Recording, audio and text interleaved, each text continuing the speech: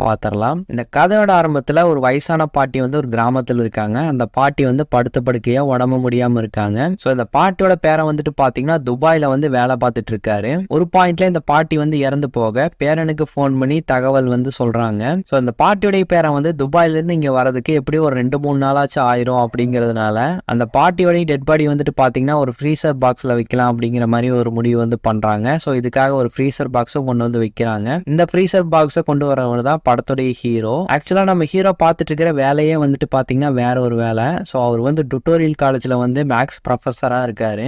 சில சிச்சுவேஷன் காரணமாக இந்த ஃப்ரீசர் பாக்ஸை எப்படியாச்சும் இந்த ஊர்ல கொண்டு வந்து சேர்க்கணும் அப்படிங்கிற ஒரு நிலைமைக்கு வந்து நம்ம ஹீரோ தள்ளப்படுறாரு. சோ இந்த ஒரு கிராமத்துக்கு நம்ம ஹீரோ வந்ததுக்கு அப்புறமா அந்த கிராமத்தை விட்டு போக முடியாத ஒரு சூழ்நிலை வந்து அவருக்கு ஏற்படுது.